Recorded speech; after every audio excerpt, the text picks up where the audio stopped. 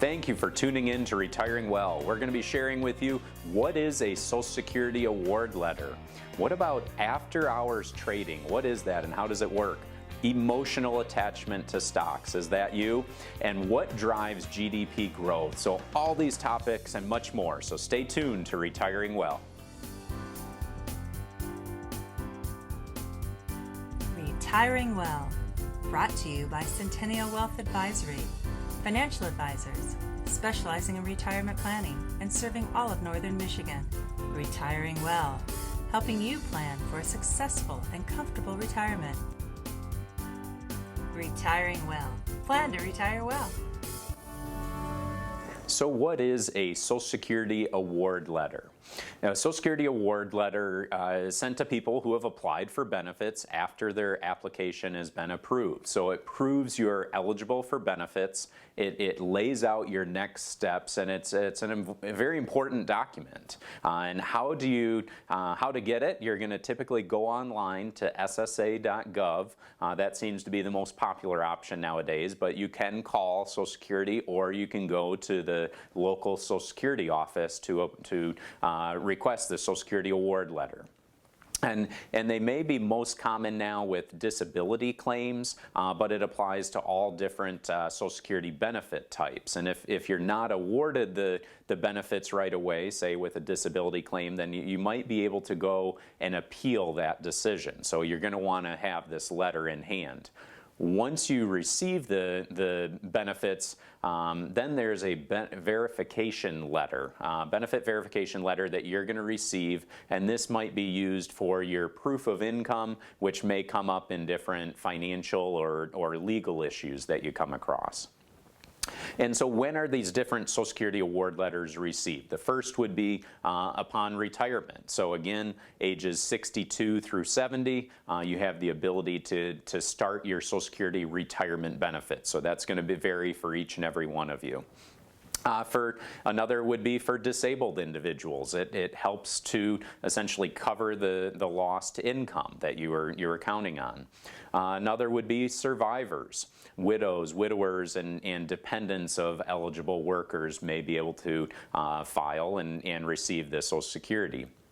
At Medicare, so at age 65 or in certain circumstances, individuals with a disability may qualify, along with supplemental security income, or SSI for short. So this is for those individuals that are age 65 and older with limited income and resources and or those potentially with disabilities. So we encourage you, one of the key things that I've witnessed lately with Social Security for those for retirement benefits is double checking what is being reported as your earned income for Social Security. So this is something we've had a few folks lately come across where, oh, hey, I earned $50,000 last year and Social Security was only showing $5,000 of earned income. So there was a zero missing, which can definitely be an important piece. So I encourage you to go to ssa.gov, or again, you can call Social Security or go to the local Social Security office,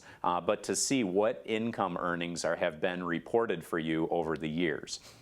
And if you don't know your Social Security retirement plan, we encourage you to give us a call. We'd love to sit down and give you some thoughts on that and help you plan to retire well. Hey, what happens? You walk down to the end of the driveway there, get into your mailbox, and you see a letter from the Social Security Administration. I don't know what kind of emotions that might elicit. You know, is it fear? Is it fun? Is it good to see? You know, clients will bring those letters into us, and they'll say, hey, what does this mean? Well, let's walk through that. Let's talk about that. Your letter, what the benefits are going to be, when they're going to start, how they're going to get to you. You know, it's one of those areas that we get to help people with their worries. We get to teach, and when they understand now what they've just received, now there's peace. I know, Nick, there's some other letters that they might receive. Yeah, there's other letters as well. So there's one that, I don't know if it's the official name, but it's a Part D penalty letter that you might receive. Actually just had a couple receive this just recently. And what that entails is they retired a little bit later in life, after the age of 65. So they were actually on their employer plan, health plan, when they could have been on Medicare, but they were delaying their Part B Medicare. And so when they did officially retire and they switched over to all Medicare, they had not been paying a Part D premium for that time period. And so Medicare sent them a letter. They were very frustrated by this letter because it said that they owed a penalty for the rest of their life because they didn't have qualifying Part D coverage. Well, it wasn't that big of a deal because they had qualifying drug coverage through their employer, but they just didn't realize or understand what the letter was saying. So it all worked out in their favor, but that's kind of what we're here for. If you get any of those letters that you're not even sure what this is about, bring them in. Let us look them over and provide some guidance on what to do with those different letters. Absolutely. You know, that's the best part of our job, is that when people come in flustered, worried, that we get to kind of be that third party that's calm, collected, and let's first get all the facts, and then let's go, through those steps to see how we can get it resolved. Hey, coming up next, we're going to be talking about after-hours trading and also the emotional attachment you might find that you have with your stocks. Stay tuned.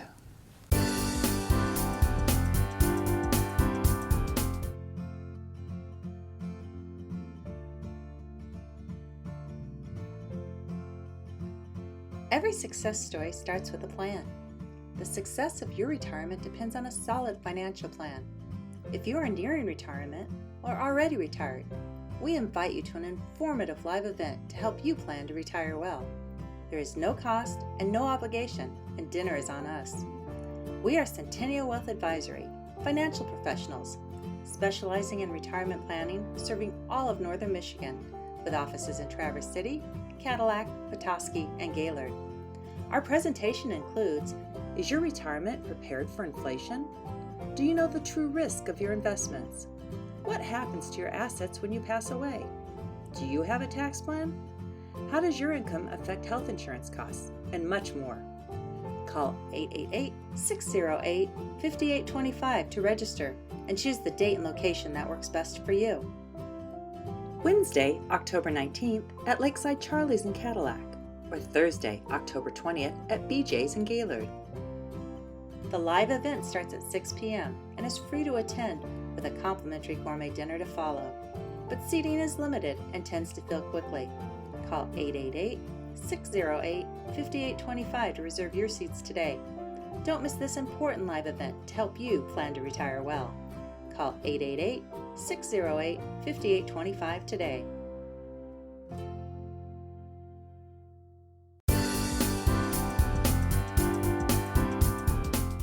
Talk about something here for the next few minutes that some of you maybe have participated in and some of you maybe have never even heard about. After hours trading. What is it? Well, simply put, that it's almost in the title, right? It's trading that occurs outside of normal market hours. Well, what are normal market hours? Basically 9:30 a.m. to 4 p.m. Eastern Time. That's what they consider regular trading hours. Well, there's two after-hour sessions out there that you actually can buy and sell stocks in. One is what they call pre-market. Pre-market takes place during 4 a.m. and then market open, 9:30 Eastern Time. And then they have after hours, so basically after the market closes, right? So 4 p.m. until 8 p.m. So traditionally, this was kind of reserved for your big institutional investors or mutual funds, institutions that were trying to make adjustments and stuff. But since technology's advanced and other things have created, anyone really can do this. Now, it's important to know, though, there's additional risks that kind of come along with this. Typically, it's a lower volume. There's less people participating, meaning there's not as many buyers and sellers out there, so the volume of transactions is much lower. So how does that make an impact? Well, typically, when you don't have as many people trying to buy something or sell something, the prices can be more volatile often. So you got to be aware of that if you are participating in this. And then also, it can be beneficial. let's say somebody has, a company's released earnings and they think it's going to go one way or the other, or you're trying to get out of a position and you don't want to wait till the next day. Well, it gives you the potential opportunity to go ahead and change or liquidate or buy investments during that time. Once again, important to note though, there's going to be some greater volatility during that time. And so oftentimes, when you see like futures or something pops up, if you're watching some of the financial shows, you'll see some of these pre-market numbers and stuff like that. And sometimes it's led to believe that that's a expectation of where the market's going to go. It might be, but not always. There's many days that you see after hours trading, pre-market trading, stuff like that, maybe trading lower, and then once the market opens, then it pops up, or vice versa, right? So it's something out there that is used. Some people don't know that it's there. But it's one of those things, once again, to keep a cautious eye to, and just an interesting thing that we hope you find helpful on your education with the financial markets and such like that. For you and your retirement plan, we just believe it's critical to have a detailed, customized plan for you. And then hopefully, when you have that and those strategies in place, you don't have to worry about doing after-hours trading. If you're retired or approaching retirement in the next 5 to 10 years, join us for an informative live event. This event is all about you, the challenges you face, and the information you need to help you build the future that you want. There's no pressure to become a client. Our goal is to simply give you valuable information that you can use to make smarter financial decisions. We hope that by the time you leave this event, you'll be one step closer to your retirement goals.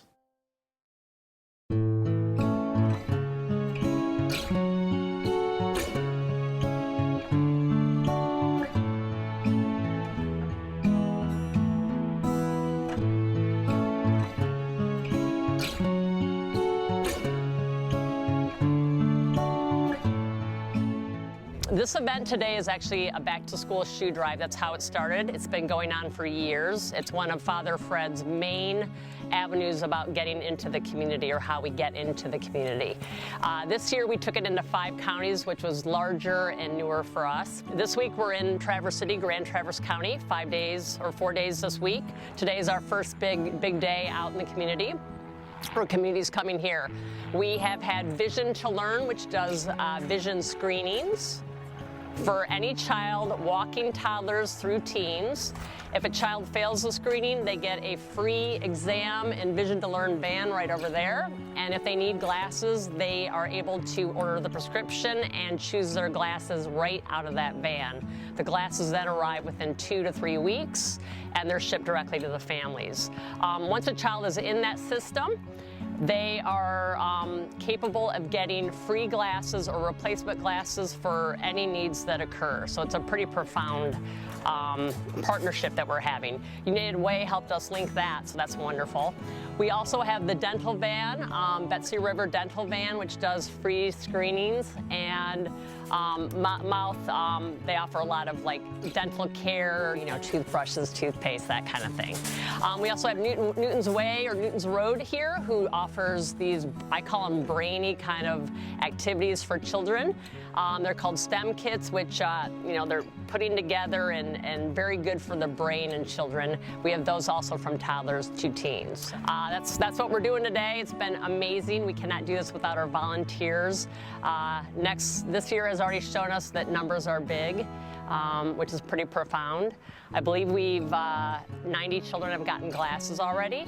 I think we've done about 450 in shoes, and this year we're thinking we're gonna do about 800, so it's quite a big number. Next year, ideas are floating, and we're hoping to get more partnerships involved, and the one-stop shop idea really helps benefit our community and those in need greatly.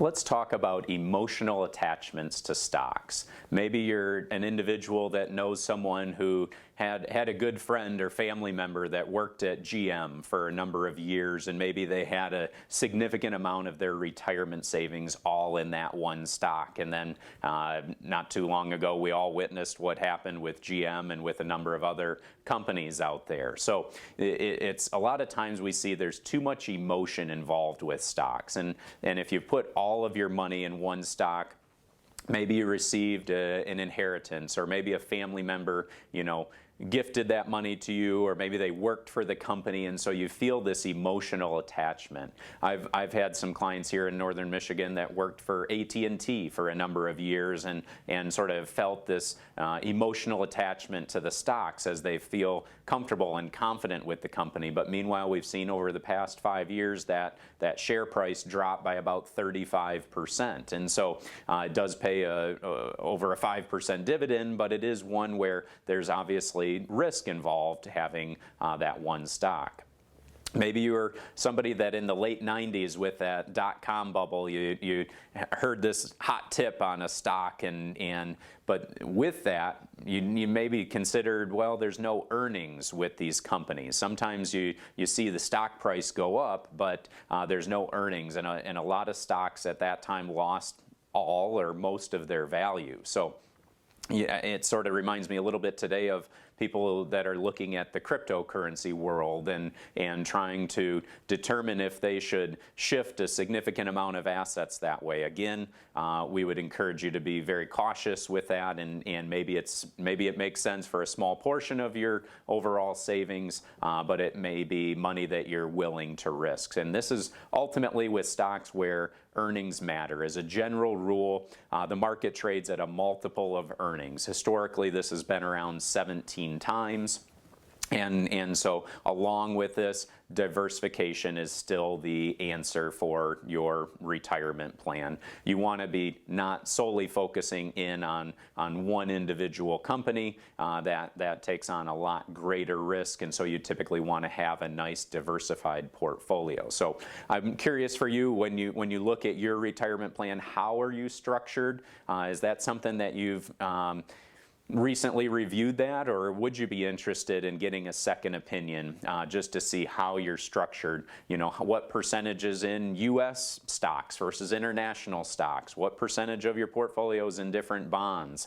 Have you considered all the different types of accounts? Are you solely focused on the investment world, or have you ever looked at what's available in the insurance world? So a lot of different things to be considering, and we'd offer, again, no cost, no obligation, second opinion.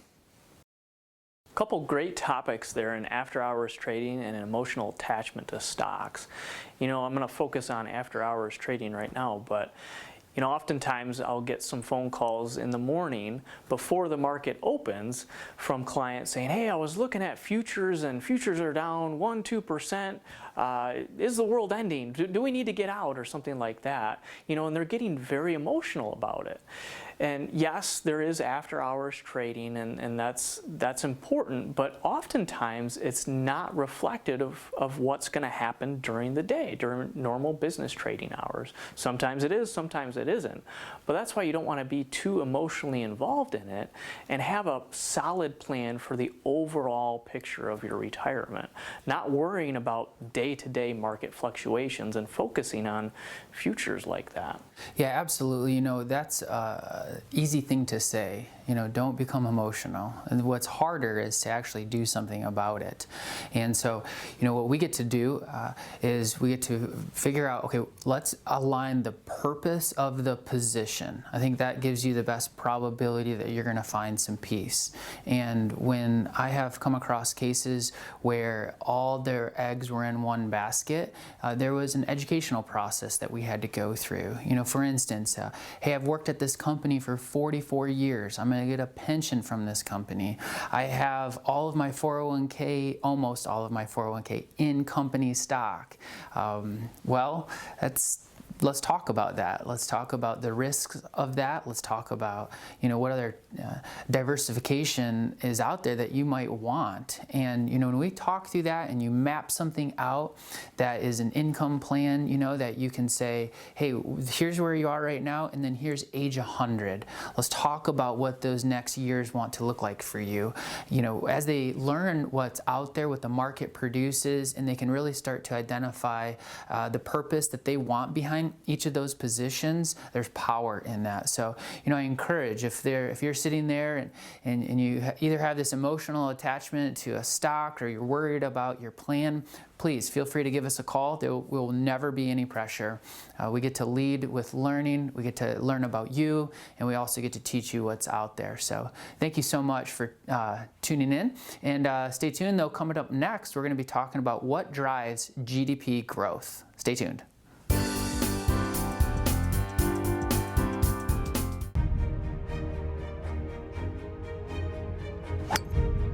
Where's your focus at? Have you ever been out playing golf, walked up to a tee box and noticed a pond right after the tee and thought to yourself, you know what, I sure hope I don't put it into the water, and then immediately following, put the ball in the water? Well, the financial equivalent to that is paying attention to those short-term market fluctuations, especially on the downside, and reacting to it emotionally. Maybe it's jumping ship, getting out of the market. A good friend and mentor of mine once said, don't miss the forest for the trees. Meaning, look at the big picture. What's your plan for retirement? Stay true to that. Don't pay attention to all those short-term market fluctuations. And have a strategy in place that you trust and that you can count on. If you don't have one in place, please don't hesitate to reach out. Give us a call on the number on the screen and let us help you plan to retire well. Are you retired or approaching retirement in the next 5 to 10 years? Join the Centennial Wealth Advisory team for an exciting presentation with complimentary gourmet dinner and learn essential financial strategies for a comfortable retirement. Call 888-608-5825 to reserve your seats today. There is no cost and no obligation. Call 888-608-5825.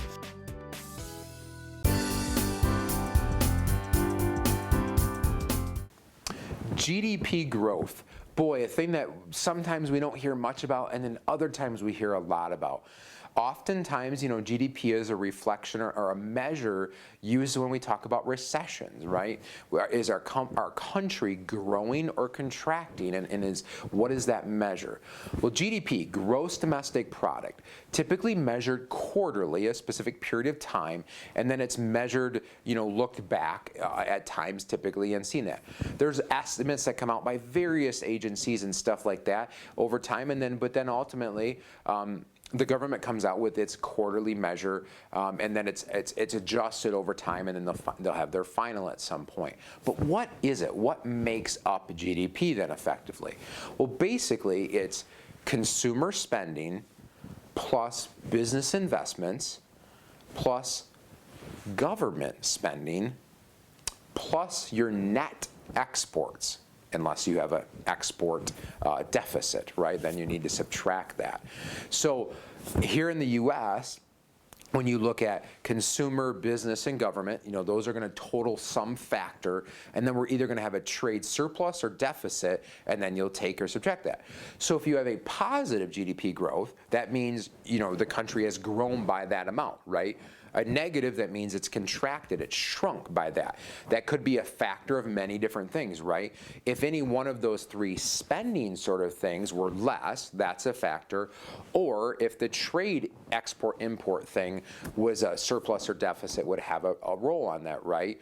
So this measure here is a big piece of that sort of thing.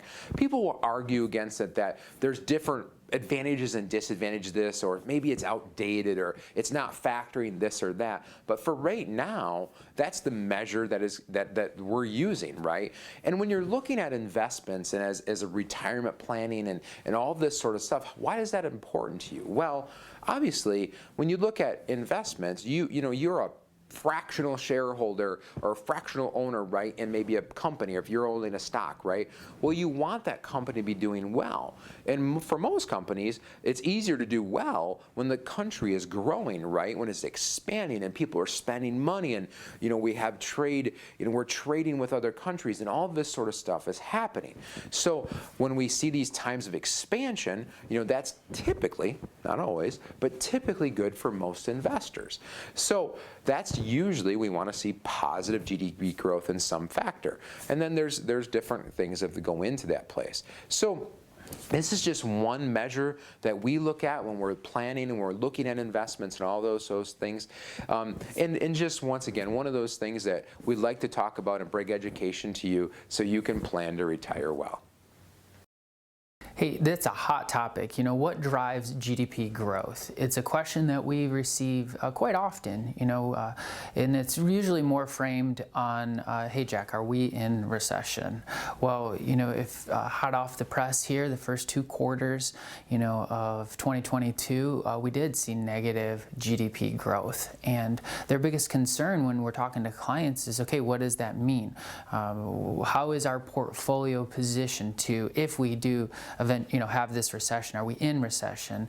How are we preparing for that? And I think planning does an awesome job of refuting some of those fears, where we can have different allocations in their portfolio, where we are on purpose saying, okay, hey, listen, if markets don't cooperate, if markets are going south, this is the source of that retirement fund that you're going to be, drawing from.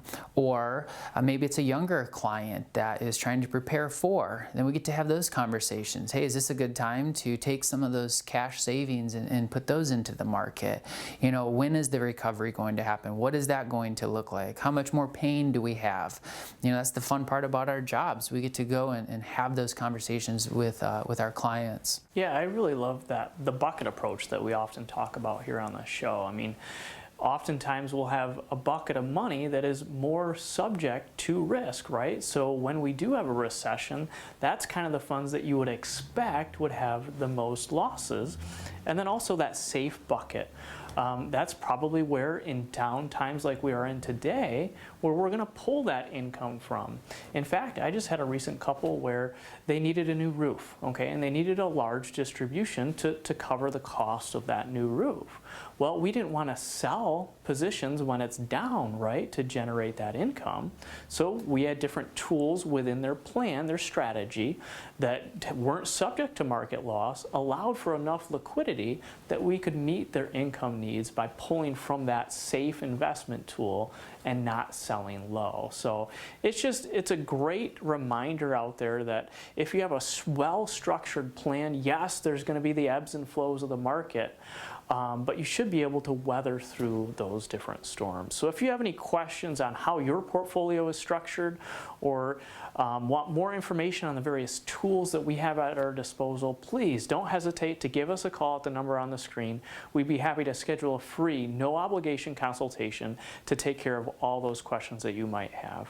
Well, I hope you found this show valuable and enjoyable. Please come back next week, same time, same station. And if you want, check us out online as well. Visit youtube.com/retiringwell. Take care.